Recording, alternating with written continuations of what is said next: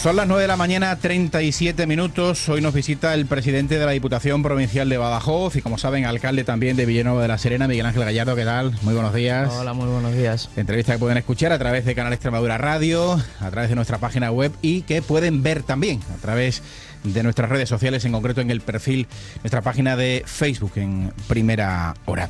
¿Cómo se lleva, por cierto, eso de compatibilizar la Diputación de Badajoz con el Ayuntamiento de Villanueva de la Serena? Es importante delegar, ¿no? Bueno, pues con mucho esfuerzo y sobre todo teniendo un equipo bueno en el Ayuntamiento que te permita delegar determinadas tareas y, en definitiva, que eso se pueda compatibilizar para poder llevar las dos instituciones, que es verdad que requiere un esfuerzo importante, pero en definitiva yo creo que también supone, o me ha supuesto a lo largo de todo este tiempo, un enriquecimiento en lo personal, el conocer todos y cada uno de los municipios de la provincia de Badajoz. Tendremos ocasión a lo largo de la entrevista de conocer algunos de los proyectos de la institución provincial en los últimos años, los que están pendientes también para lo que queda de legislatura, pero es curioso, después de un periodo en el que se cuestionó por parte de algunas fuerzas políticas el futuro de las diputaciones, parece que ya nadie tiene ninguna duda del papel importante que juegan,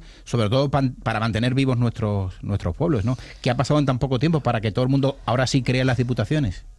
Bueno, yo creo que fundamentalmente cuando se ha hablado del discurso de la desaparición de las diputaciones ha sido un discurso que se emitía desde Madrid, desde la Castellana, donde lógicamente allí no son necesarias las diputaciones porque la población está en torno a grandes poblaciones y en un territorio muy pequeño.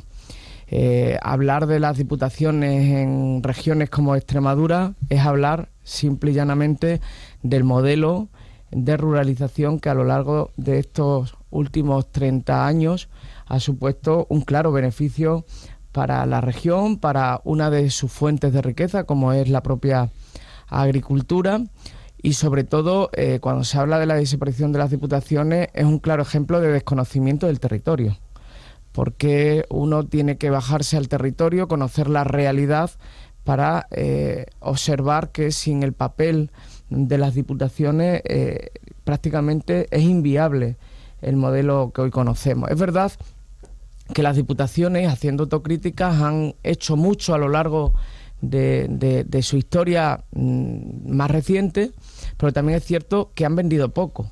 Y aquello que no se expresa, que no se da a conocer en el mundo en el que vivimos, donde prácticamente todo se resume en noticias muy pequeñas y muy cortas, pues prácticamente pierde validez y pierde sentido. Por lo tanto, es muy importante comunicar que las diputaciones realizamos un papel imprescindible para el sostenimiento de los ayuntamientos en el ámbito rural, en sus servicios básicos, como pueda ser el agua, tanto el agua potable como las aguas negras, en servicios básicos como la recogida de basura, en el asesoramiento imprescindible que tienen que tener las alcaldesas y los alcaldes en materia económica, en materia jurídica, y el papel de la Diputación de Badajoz está en todos y cada uno de los espacios que se viven en los municipios, en la cultura,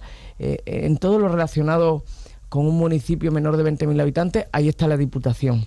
Y en aquellos que son mayores de 20.000 habitantes, reforzamos el papel en el ámbito de la cultura, en el ámbito del turismo, en el ámbito de la economía. Y un claro ejemplo, por ejemplo, valga la redundancia, sin lugar a duda, la importante inversión que vamos a realizar en el hospital provincial. De lo que hablaremos después, pero antes de ir a lo concreto, yo creo que nadie duda ya de ese papel importante a la hora de prestar servicios, de ofrecer asesoramiento, sobre todo a los municipios más pequeños, especialmente los que tienen menos de 20.000 habitantes, pero sí pueden existir todavía algunas dudas, no solo en el caso de las diputaciones, sino del conjunto de las administraciones públicas sobre las competencias de determinados servicios para evitar duplicidades. ¿Hay que avanzar ahí? Estoy pensando en el caso de carreteras y alguna competencia más. Yo soy un firme partidario de que se ponga sobre la mesa una reforma integral, si se decide así, de la administración pública, pero no porque se llamen diputaciones, ayuntamientos, comunidades autónomas. La realidad es que hay que hacer una profunda reflexión sobre el sistema que tenemos y de esa reflexión y de esos trabajos debe salir una administración mucho más eficiente y mucho más cercana al ciudadano. Pero cuando se habla de la supresión de una administración simplemente por el hecho de que no se conoce, pues me parece tremendamente injusto. Y yo, como alcalde de pueblo grande, que probablemente me beneficiaría de la supresión de las diputaciones, consecuencia de que me llegaría más dinero de la PIE, de los impuestos del Estado, digo que sería tremendamente injusto porque eso no afectaría en positivo al mundo rural, sino todo lo contrario. Si el dinero de las diputaciones hubiera que distribuirlo a un municipio pequeñito, le tocará muy poquito, con lo cual sería inviable su existencia. Ahora, yo no me aparto de que pueda haber una reflexión sobre el modelo que tenemos, qué es lo que queremos para el futuro en el conjunto de España, y vamos a ver qué competencias tienen que tener cada una de esas administraciones en función de sus características, su proximidad al ciudadano, pero todo aquello, toda administración que está claramente más cerca del ciudadano es una administración que claramente beneficia más al ciudadano. Pero le ponía el ejemplo de las carreteras. Hay carreteras del Estado, hay carreteras de la Junta, hay carreteras de las Diputaciones, hay carreteras de las confederaciones hidrográficas. Habría que tender, por ejemplo, en el caso de las carreteras de Diputación, ¿se ha llegado a plantear la cesión de esa red de carreteras a la Junta de Extremadura? Bueno, en realidad nosotros tenemos una red provincial incluso más extensa que la red regional. Y nosotros tenemos una red de carreteras perfectamente mantenida, con bastante menos recursos de los que pueda tener, por ejemplo, la Junta de Extremadura. No es incompatible que las diputaciones tengan carreteras, porque son carreteras exclusivamente de ámbito comarcal o intercomarcal, pero nunca de carácter interprovincial. Por lo tanto, yo creo que hay una clara compatibilidad y en ese sentido nosotros trabajamos con la Junta de Extremadura en proyectos como por ejemplo el de la carretera de Zurbarán, que era de Confederación Hidrográfica del Guadiana, que ciertamente eso en estos días es un anacronismo, que puedan existir carreteras de la Confederación, porque simple y llanamente no las mantienen y están tal y como se construyeron cuando se construyeron para el Plan Badajoz en su día. Pero sí es cierto que hay un proyecto de la Junta de Extremadura de coordinación con las diputaciones para ver cada carretera quién es más competente. Y en ese sentido yo creo que estamos funcionando bien. El ejemplo de la Y de la Siberia extremeña, que probablemente es la carretera en peor estado que tenemos, donde el Gobierno de España, la Junta de Extremadura y la propia Diputación van a afrontar la inversión y posteriormente va a ser la Diputación quien sea la competente en su mantenimiento, es un claro ejemplo de colaboración y de que efectivamente lo que hay que redefinir qué es lo que queremos y cómo lo queremos. Pero en cualquier caso no es incompatible. Yo creo que la Diputación de Badajoz debe mantener su red de carreteras precisamente porque las carreteras de la Diputación están más en el ámbito rural y nosotros queremos un equilibrio entre el mundo rural y urbano, y para mantener ese equilibrio entre el mundo rural y urbano es necesario que las infraestructuras en el mundo rural estén en igualdad de condiciones. Al final las infraestructuras son fundamentales para mantener la población, para fijar población en nuestros pueblos. Llevamos muchos años hablando de autovías que serán fundamentales para la provincia de Badajoz. Estoy pensando en 4. La 430, la de Ciudad Real, la 432, la de Granada, la 435, la de Huelva y la Cáceres-Badajoz. ¿Alguna de ellas algún día confía que pueda ser una realidad? Yo confío en que sean una realidad lo antes posible. Es verdad que tenemos tal déficit en materia ferroviaria que estamos poniendo todo el énfasis en el ferrocarril. Pero eso tiene un riesgo y debemos debemos seguir reivindicando que frente a esas necesidades que en materia de ferrocarril están otras, como especialmente la Nacional 432 y la Nacional 430, que son las que nos estructurarían como región y las que nos acercarían al resto de España, al resto de comunidades autónomas. El resto, por supuesto, tienen la misma validez e importancia, pero es verdad que se puede llegar a través de rutas alternativas, en el caso de Huelva, a través de Sevilla. Pero son fundamentales que podamos abordar estas dos carreteras de ámbito nacional y que no deben quedar olvidadas como consecuencia de una necesidad en materia de ferrocarril. Por lo tanto, yo reivindico el ferrocarril y sobre todo debemos exigir un ferrocarril del siglo XXI y no del siglo XIX como tenemos, sin olvidar la necesidad de que hay todavía necesidades en materia de infraestructuras terrestres como estas dos carreteras que nos acercarían claramente a unos niveles de competitividad para nuestros productos que los mejorarían indudablemente y que en definitiva Extremadura se posicionaría mejor económicamente y también desde el punto de vista turístico. Sin duda el gran desafío que afrontan todas las administraciones y también la Diputación es luchar contra la despoblación. ¿Es preocupante la situación en la provincia de Badajoz? Es preocupante en el conjunto de Extremadura. La despoblación no solamente está afectando al mundo rural, sino también al mundo urbano. Este año, si no me equivoco, solo la ciudad de Mérida y algo la ciudad de Badajoz han crecido, pero en índices muy, muy pequeños. Por lo tanto, la despoblación es un problema que tiene Extremadura y que Extremadura tiene que afrontar de forma global. No lo puede afrontar ni la Diputación de Cáceres por su cuenta, ni la de Badajoz, ni la propia Junta de Extremadura. Yo creo que esto debe ser liderado por la Junta de Extremadura y el presidente ya ha hablado sobre un plan para abordarlo, donde las diputaciones, como entes que están dedicados casi en exclusividad al mundo rural, pongamos nuestro granito de arena para poder solventarlo en un futuro. Está claro que a Extremadura tiene que venir gente. Y tiene que venir gente habiendo oportunidades de trabajo. Y Extremadura tiene que apostar firmemente por proyectos empresariales. Yo estoy convencido que en Extremadura, en la región en la que vivimos, hay espacio para el medio ambiente, pero también para la industria. Y en ese sentido, yo creo que tenemos que seguir reivindicando proyectos industriales que cumplan indudablemente la ley, pero que puedan permitir el regreso de talentos jóvenes que se fueron consecuencia de que las carreras que hicieron eran incompatibles con el tipo de empresas que hay en Extremadura que no le daban la oportunidad de trabajar. Hablaba de la industria y si incluimos también el turismo como industria, haciendo un repaso, en la provincia de Badajoz cerró Gravasa, cerró la mina de Monesterio, no se hizo la refinería, el futuro Matadero veremos qué pasa con él, la azucarera está en el aire, el parque de ocio de la Siberia tiene muchas dudas. ¿Cómo conseguir, primero, mantener las industrias que ya tenemos y lograr ese objetivo que usted mencionaba, hacer atractiva la provincia para futuros proyectos? Pues lo primero es ser contundente y firme en aquello en lo que creemos. Nosotros no podemos dudar nunca de un proyecto porque haya una manifestación de un grupo de personas que pueden legítimamente no querer el proyecto. Pero en Extremadura hay una mayoría silenciosa que apuesta decididamente por la oportunidad de vivir con dignidad en esta tierra.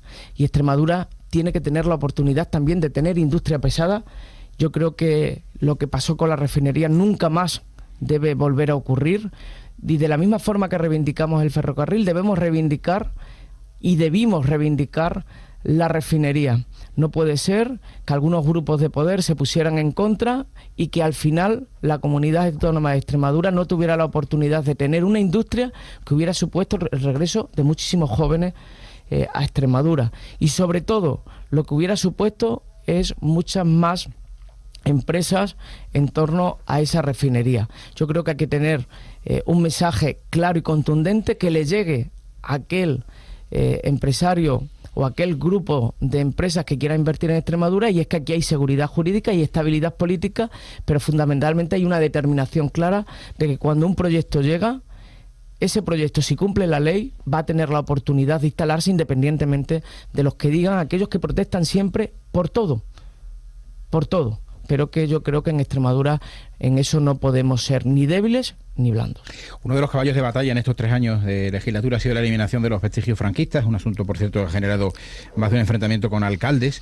¿Cree que la ley de memoria histórica de Extremadura, los planes del gobierno central, vienen a darle la razón en esa pretensión? Es decir, ya parece que no es una batalla que usted emprende en solitario, se han subido también el resto de administraciones públicas, ¿no? Bueno, claro, cuando uno desde la Diputación de Badajoz, con su equipo de gobierno, decide poner en valor la memoria democrática y como consecuencia de eso hay una campaña de ataque brutal, especialmente contra mi persona, también contra el gobierno provincial, pero especialmente contra mi persona desde algún medio de comunicación y fundamentalmente desde la derecha más ultra de Extremadura.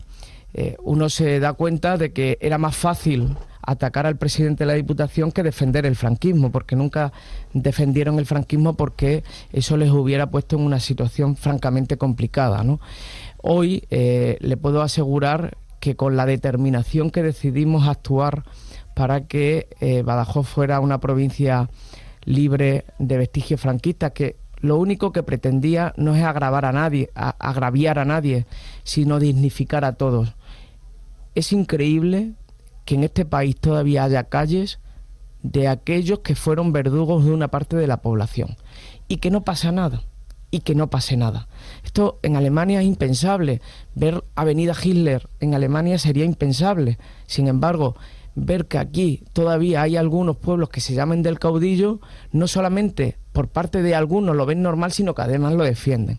Desde luego, la ley de la Junta de Extremadura y también los avances que se van a hacer en materia de la ley de la memoria histórica en España es un espaldarazo a lo que nosotros ya veníamos realizando, pero indudablemente no olvidemos que nosotros, cuando decidimos que en la provincia de Badajoz no hubiera vestigios, era consecuencia de una ley aprobada por el Parlamento y por lo tanto lo único que queríamos era cumplir la ley.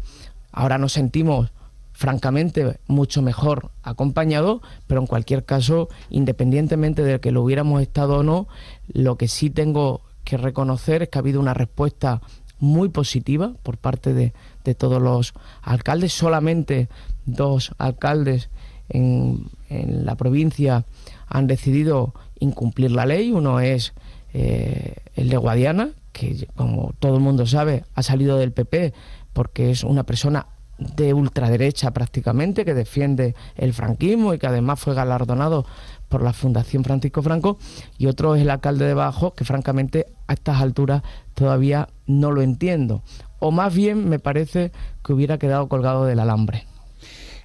¿Considera que con esas 2 excepciones, por ejemplo, a 31 de diciembre de este año o cuando termine la legislatura, en el resto de la provincia habrán desaparecido la mayor parte, si no todos, los vestigios franquistas? Todos los vestigios franquistas, ese es el compromiso de todo y cada uno de los alcaldes y alcaldesas, y además no es que hayan desaparecido, es que ya están desapareciendo de hecho. Y yo en este caso quiero agradecer especialmente también al obispo de Badajoz Mérida, porque cuando propusimos un convenio para la rehabilitación de pequeños de parroquias, de iglesias con valor histórico dentro de la provincia, desde luego una de las condiciones era también el cumplimiento de la ley de la memoria histórica, y en ningún caso puso ningún tipo de problema, sino al revés. La iglesia, en este caso en la provincia de Badajoz, quiere igualmente cumplir la ley de la memoria histórica, y así se plasmó en el convenio. Es decir, al final de todo este proceso, es verdad que algunos lo han criticado, pero la realidad es que lo único que se busca es que nuestra provincia sea una provincia sin elementos ni vestigios de un pasado para los que a algunos les fuera bien, pero que para la inmensa mayoría de ciudadanos les fue mal. Y sobre todo, yo soy un profundo demócrata, por lo tanto me da lo mismo que las dictaduras sean de izquierda o de derecha. Las dictaduras nunca deben estar representadas ni en el callejero de la ciudad, ni en mausoleos, ni en edificios públicos. Vamos con proyectos puntuales. Otro que también ha sido emblemático para usted es la recuperación, la rehabilitación del hospital provincial, en principio en Badajoz. Las obras deberían comenzar a lo largo de este mes de agosto. Bueno, las obras están adjudicadas por 2,5 millones de euros. Fue también un proyecto que yo creo que define muy mucho lo que le comentaba anteriormente con relación a que cuando desde la política se cree en que un proyecto puede generar economía y bienestar para los ciudadanos, debemos apostar independientemente de las resistencias, y este fue uno de los proyectos que podíamos haber decidido no complicarnos la vida, ahí estaba el hospital provincial cuando llegamos, ahí lo pudimos dejar tal y como estaba. Para nosotros no suponía nada el poner seguridad privada para proteger lo que quedaba del edificio vandalizado en otros tiempos, pero nosotros decidimos abordar este problema para que fuera una oportunidad para la ciudad de Badajoz y para el conjunto de su provincia, porque la política está para cambiar las cosas, y en ese sentido nosotros apostamos por un proyecto innovador que podía generar empleo, pero fundamentalmente que podía generar un modelo de comercio alternativo en Badajoz que supusiera nuevamente dar valor y vida al centro de Badajoz. Y frente a eso, grupos de resistencia se opusieron, intentaron paralizar el proyecto, pero cuando la convicción del que gobierna es firme, al final acaba saliendo. Y este es un ejemplo clarísimo de ello. 2,5 millones que va a permitir que en poco más de 10 meses, porque a lo largo de este mes empezarán y luego hay 10 meses de ejecución de obras, el edificio se haya rehabilitado de forma importante en su planta baja y se habrá podido crear ese mercado gourmet que va a suponer, bueno, pues que el centro de Badajoz tenga una alternativa diferente a otro modelo de comercio que ya existe en Badajoz y que se ha llevado gran parte de los flujos comerciales, y que aquellos que podemos comprar en Badajoz en un momento determinado de otros municipios tengamos un motivo más para entrar al centro de Badajoz. 30 segundos, porque estamos ya casi a punto de llegar a las 10. Dejamos los números para el final. Más de 220 millones de euros de presupuesto de Diputación. Creo que la deuda prácticamente a cero, pero hay dinero que no se puede gastar como consecuencia de la regla de gasto. Si finalmente se modifica la regla de gasto y Diputación tiene más margen para gastar el año que viene, ¿a qué destinaría esa cantidad? Nosotros hemos decidido este año romper la hucha, es decir, nosotros somos conscientes de las necesidades en los municipios, y en ese sentido nosotros hemos querido que el dinero que la Diputación tenía, aunque tengamos que ir a un plan económico financiero de estabilidad, porque la Diputación puede llegar rápidamente, al final las reglas de gasto son una serie de cuentas que en definitiva la Diputación rápidamente llega al equilibrio presupuestario, por lo tanto hemos decidido romper la hucha para que ese dinero esté en los municipios y no esté en los bancos. Permitirme que para finalizar al menos dé la enhorabuena a los galardonados en el Día de Extremadura de este año. Yo creo que todos cumplen la función básica del compromiso con Extremadura, y en definitiva a todos y cada uno de ellos les doy la enhorabuena. Medallas que recibirán en la noche del día 7 de septiembre en el Teatro Romano de Mérida. Presidente de la Diputación, alcalde de Villanueva, muchas gracias. Muchísimas gracias. Nos vamos, son las 10, sigue la información, sigue la radio.